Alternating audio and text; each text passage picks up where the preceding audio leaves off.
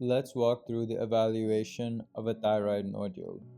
If you're a medical student learning endocrine workups or a patient who's been told you have a thyroid nodule, this walkthrough can help you understand how this process works and why each step matters. This approach tries to follow standard clinical pathways to evaluate whether a nodule is benign or needs further testing. So first you do the initial evaluation. When it's discovered, whether on physical exam or just on imaging, there are three basic steps. So first is history and physical.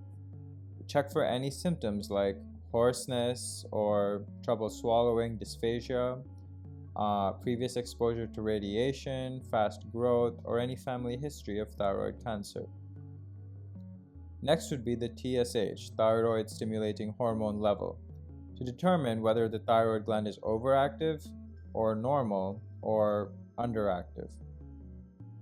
Then we do an ultrasound to characterize the nodule in size, composition, like is it solid or cystic, its echogenicity, its margins, and whether there are other suspicious features or lymph nodes.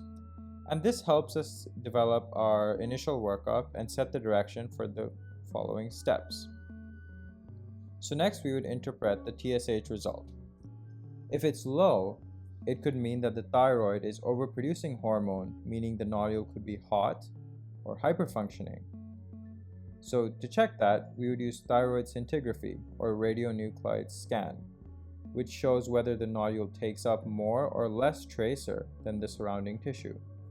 So if it's hot, meaning it's taking up more tracer, it's producing thyroid hormone autonomously.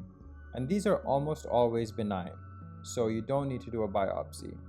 And this becomes more hyperthyroidism, so we evaluate and treat based on that. But on the other hand, if it's cold, so less compared to the tissue surrounding it, and it's not making thyroid hormone, it's non-functioning, which carries a much higher risk of malignancy. So for this, we would have to enter the fine needle aspiration pathway.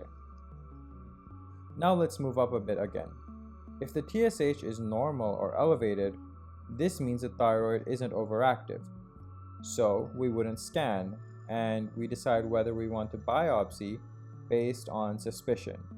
And this is to see if the FNA, fine needle aspiration, is needed.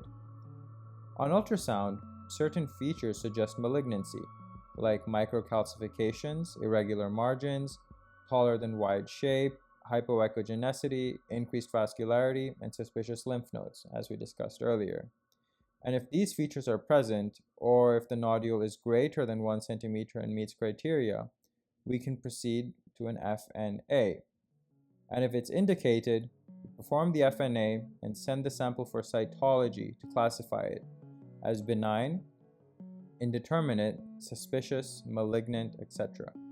If it's not indicated, you can monitor the nodule with serial thyroid ultrasounds, usually every 6 to 12 months, to watch for growth or new specific changes.